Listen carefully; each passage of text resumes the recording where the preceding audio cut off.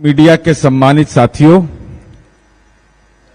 प्रदेश party के प्रवक्ता अंजुम आरा जी ने अपनी बात रखी जो मणिपुर की दुखद घटना के बारे में, और मैं अभी देख रहा था कि आदरणीय प्रधानमंत्री जी प्रवचन कर रहे थे मणिपुर की घटना पर। मेरा जनता दल यू का सवाल प्रधानमंत्री नरेंद्र मोदी से है कि जब पार्लियामेंट का मॉनसून सेशन शुरू हुआ तो आपके कंठ में आवाज आया, मणिपुर की हिंसा में 150 लोग लगभग मारे जा चुके हैं, हिंदू मारे जा रहे हैं, हिंदू बेटियों और महिलाओं के साथ किस ढंग के आपत्तिजनक जो सूचनाएं प्राप्त हो रही हैं, दुखद, पीड़ाजनक और चिंतनीय है। और प्रधानमंत्री नरेंद्र मोदी को छुट्टी केवल है चुनावी रैली करने के लिए। एनडीए का रैली बैठक कर रहे हैं, लेकिन मणिपुर में आदरणीय गृह मंत्री के जाने के बाद भी वहां अमन चैन कायम नहीं हुआ 3 दिन रहने के बावजूद। क्या प्रधानमंत्री इस बात की प्रतीक्षा कर रहे हैं कि मणिपुर जो हमारी राष्ट्रीय सुरक्षा का और देश का मुकुट है, वहां इस ढंग की दुखद और पीड़ाजनक घटना हो? प्रधानमंत्री ने जाना तक वहां पर आवश्यक नहीं समझा है। यह बताता है कि मुंह का ही बब्बर शेर है, बाकी इसके अलावा कुछ भी नहीं है ये आदमी। इंडिया जवाब मांग रहा है कि मणिपुर आप क्यों नहीं गए, और इसकी चर्चा माननीय अंजुम आरा जी ने किया। हम आज इस बात की चर्चा भी करेंगे कि आदरणीय नरेंद्र मोदी जी देश के अंदर में 2 गठबंधन, एक इंडिया और एक एनडीए बना है। हालांकि एनडीए इनको पहले याद नहीं पड़ता था। ये बेचारे का तो इतना हालत खराब हो गया है कि यादाश्त भी भूल गए हैं, इनको याद भी। झूठ बोलने में तो खैर डिलीट नहीं, पीएचडी नहीं, कौन सा डिग्री जो दुनिया का होगा जो इनको नहीं मिला है। अब बताइए ये कहते क्या हैं? 28 तारीख को यह बोलते हैं, यह 28 मई 2023 को भाजपा के मुख्यमंत्रियों की बैठक दिल्ली में लेते हैं, और आदरणीय नरेंद्र मोदी जी बोलते हैं कि 25वीं वर्षगांठ आने वाला है, 25वीं वर्षगांठ हम लोग मनाएंगे। लेकिन नरेंद्र मोदी जी को यह याद नहीं था कि 1998 के 15 मई को एनडीए का गठन हुआ था। तो जिसको डेट का जानकारी नहीं हो, वो देश का प्रधानमंत्री बना हुआ हो, एनडीए का वर्षगांठ मनाएंगे, और 28 और 15 दोनों में अंतर है, इनको पता नहीं चलता है। तो इनको कौन सरस्वती शिशु मंदिर में नाम लिखवाया, सबकी नहीं लिखवाया, हम नहीं जानते।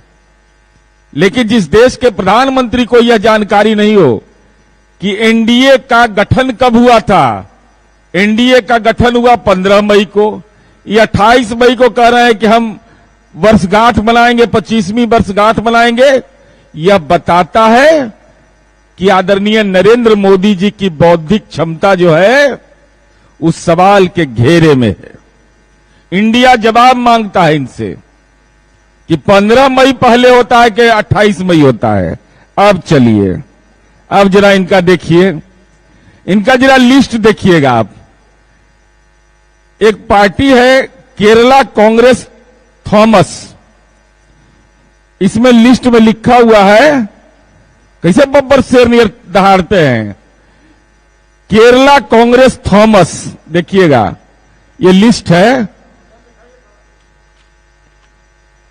केरला कांग्रेस थॉमस। अब जरा इनका फर्जीवाड़ा देखिए, ये कितना बड़ा फर्जीवाड़ा करने वाला सब है। केरला कांग्रेस थॉमस का विलय केरला कांग्रेस जोसेफ में 2021 में हो चुका है, 2021 में हो चुका है। केरला कांग्रेस थॉमस का विलय, चुनाव आयोग का लिस्ट निकाल के देख लीजिए। नरेंद्र मोदी, अमित शाह, जेपी नड्डा कह रहा है कि पार्टी तो अभी भी जिंदा है। अरे क्या कर रहे हो? क्या पहाड़गंज और अजमेरी गेट से किसी को पकड़ के ले आते हैं कि चलो अशोका होटल में वो बैठक है, चलिए आप लोग बैठक में।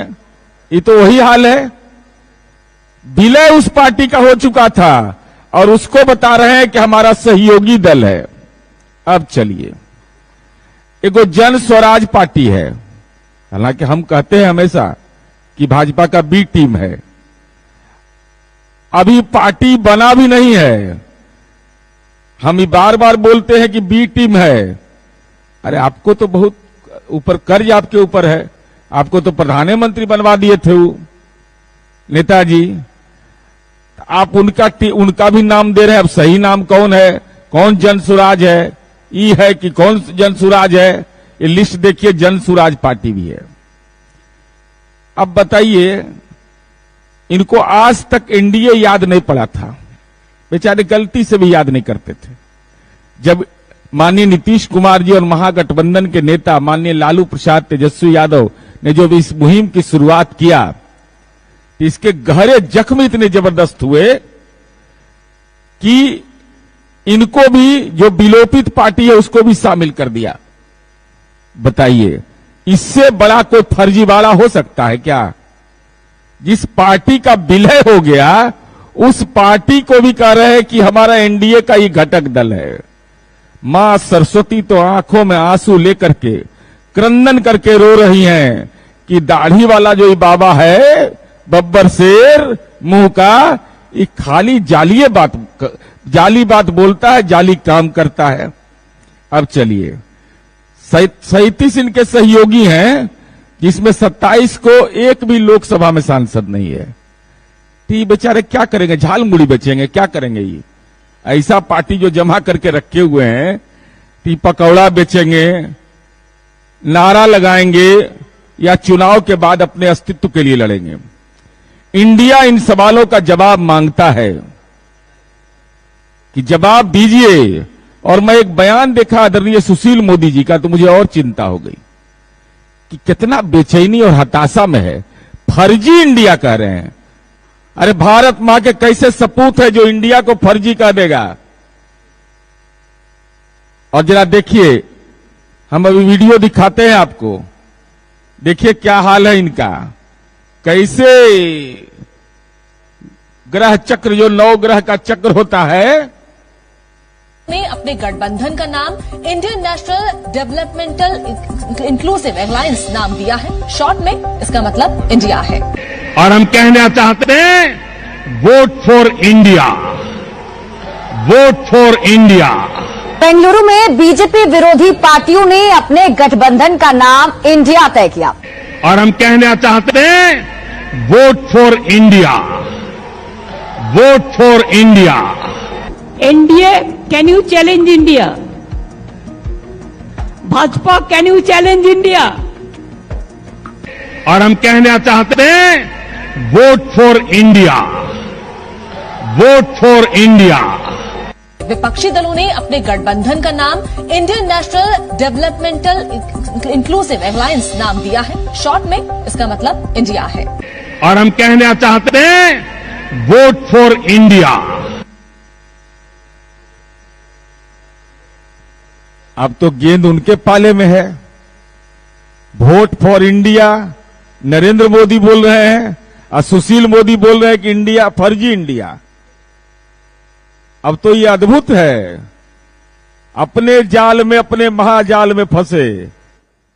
अब आदरणीय नरेंद्र मोदी जी, जो घटक दल के नाम पर आपने फर्जीवाड़ा किया, जिस तरीके का आचरण आपने बैठक के नाम पर किया और किस किस पार्टी के नाम का इस्तेमाल कर लिया, ऐसे ऐसे घटक दल हैं आपको जिसका एक भी सांसद नहीं है।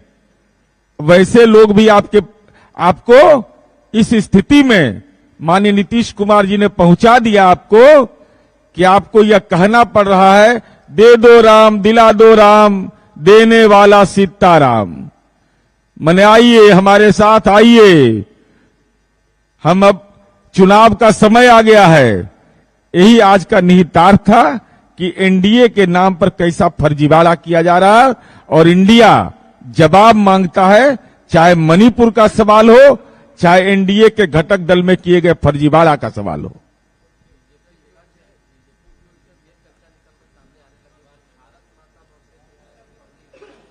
भारत माता, कौन बोलता है भारत माता?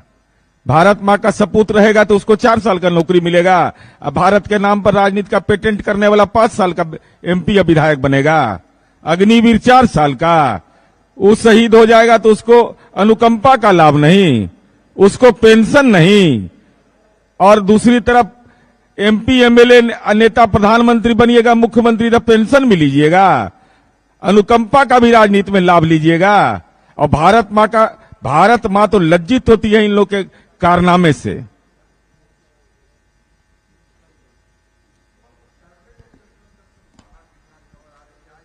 ये माननीय मुख्यमंत्री का विशेषाधिकार है, दल का शीर्ष नेतृत्व सक्षम है, जब होगा